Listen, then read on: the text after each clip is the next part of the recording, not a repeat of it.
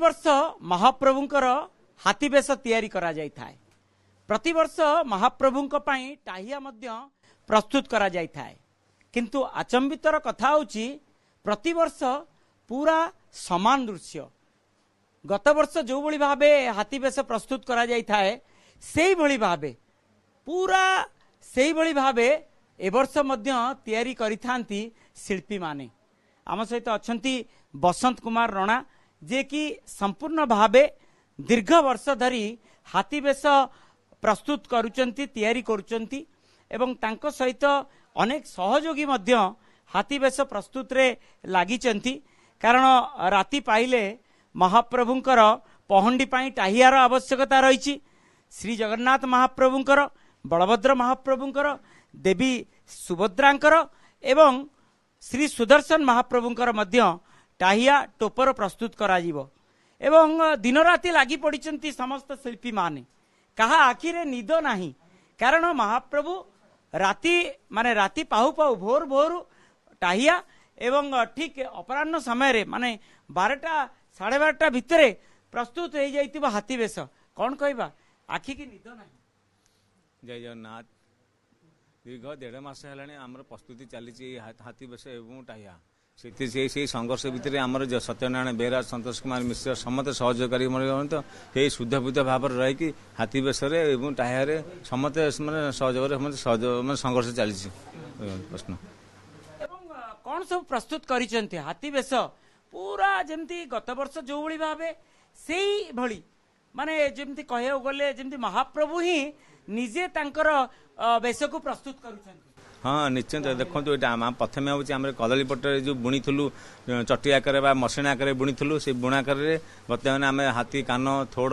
एवं बड़ हांडिया छोट तरस सान तरस डाली चंद्रसूर्य सब जिनस विभिन्न प्रकार पार्ट सब तैयारी करूँ तादे सुंदर सोलर कारुकार्य जरी जंबरा सब जिनस व्यवहार करमर सुंदर भाव में प्रस्तुति करूँ। ता सहित टाहिया बेत बाउंश पैता सूतार आम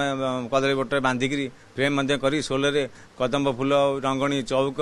तीर पाखुड़ा ये सब कर खंजा आम प्रस्तुति चलती। आ पाखर मात्र गोटे राति पर महाप्रभु पहंडी हेबे एवं गजानन भेष हेबे। कैमरा पर्सन सोमनाथ को कहबी जो बसंत रणा हाथ में रही महाप्रभुंकर सोलरे जो चिता रही कारण देवस्नान पूर्णिमा दिन महाप्रभु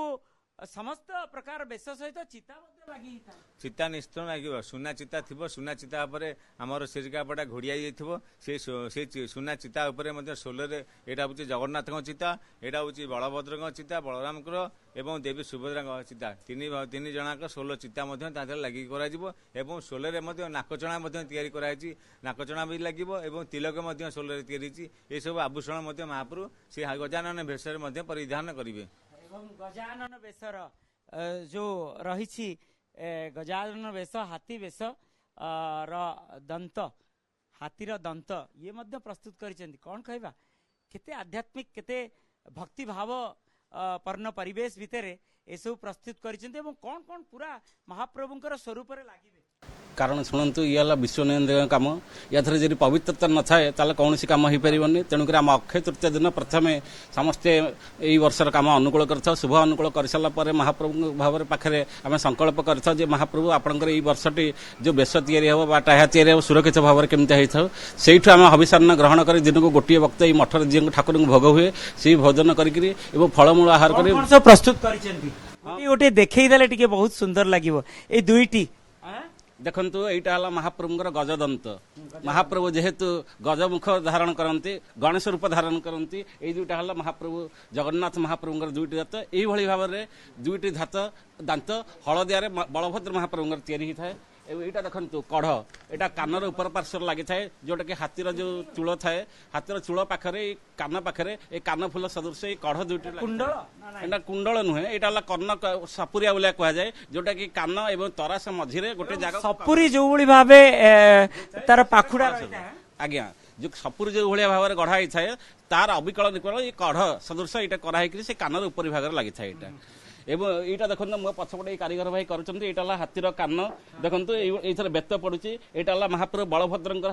ହାତୀର କାନ କାରଣ ବଳଭଦ୍ର ମହାପ୍ରଭୁ ଯେହେତୁ ଶୁକ୍ଳ ବର୍ଣ୍ଣ ତେଣୁ ତାଙ୍କର ଏଇ ଧଳା କାନ ହୁଏ ଏବଂ ତାଙ୍କର ବେଶଟି ସ୍ୱର୍ଣ୍ଣ ସଦୃଶ ହୁଏ ଜଗନ୍ନାଥ ମହାପ୍ରଭୁ ଯେହେତୁ କଳା ମୂର୍ତ୍ତି ତେଣୁ ଜଗନ୍ନାଥ ମହାପ୍ରଭୁଙ୍କର କଳା ହାତୀ ହୁଅନ୍ତି ଏବଂ କଳା କାନ ଲାଗେ ତା ଦେହରେ ଆମର ରୂପା ଜାତୀୟ କାମ ହୋଇଥାଏ ସେଇଥିରେ ଏହିପରି ଭାବରେ ଜଗନ୍ନାଥ ମହାପ୍ରଭୁଙ୍କର ରୂପା କାମ ତରାସ ଆମେ ସବୁ ଦେଖୁଛୁ ସେ ତରାସ ମଧ୍ୟ ଠିକ ଟାହିଆର ପଛ ଭାଗରେ ପ୍ରସ୍ତୁତ ହୋଇ ରହିଛନ୍ତି। ହଁ ଶୁଣନ୍ତୁ ଏଇ ଯୋଉ ତରାସଟି ଲାଗେ ତରାସଟି ମହାପ୍ରଭୁଙ୍କ ମୁଣ୍ଡ ଉପରେ ଯେତେବେଳେ ହାତୀ ମୁଣ୍ଡର ମୁଣ୍ଡ ଉପରେ ଲାଗେ ସେଟା ଏମିତି ଭାବରେ ସଜା ହେଇଛି ତାକୁ ଯିଏ ପ୍ରଥମେ କାରିଗର ମାନେ କରିଥିଲେ ଏଇଭଳିଆ ବିକଳ୍ପ ରୂପରେ ଦେଇଥିଲେ ଯେଉଁଠି ସେଟା ମକୁଟ ସଦୃଶ ଛୋଟରୁ ବଡ଼ କ୍ରମରେ ସଜେଇକରି ସିଏ ମକୁଟ ସଦୃଶ ହେଇକି ଜଗନ୍ନାଥ ମହାପ୍ରଭୁଙ୍କର 11 ଗୋଟି ତରାସ ଲାଗିଥାଏ ଏବଂ 2ଟି ଆଡ଼କାନି ଲାଗିଥାଏ ସେଇଟା ହାଣ୍ଡିଆର ଉପର ଭାଗ ଲାଗିଥାଏ ତା ସହିତ ଜଗନ୍ନାଥ ମହାପ୍ରଭୁଙ୍କର ଧଳା ଛାତି ଲାଗିଥାଏ ମା ସୁଭଦ୍ରାଙ୍କର ଲାଲି ଛାତି ଲାଗିଥାଏ ଏବଂ ଗୋଟେ ତରାସ ଲାଗିଥାଏ 2ଟି ତଡ଼କି ଲାଗିଥାଏ ଏବଂ ଜଗନ୍ନାଥ ମହାପ୍ରଭୁଙ୍କର ତିଳକ ଚିତା ନାକ ଚଣା ଏବଂ ଏହିପରି ଭାବରେ ମୁଖ ସିଙ୍ଗାର ଜିନିଷ ମଧ୍ୟ ଦିଆଯାଇଥାଏ ଏବଂ ହାତୀ ଦାନ୍ତ ଏବଂ ଥୋଡ଼ ହସ୍ତ କାନ କୁଣ୍ଡଳ ଏବଂ ପଦ୍ମ ଫୁଲ ଚଅଁର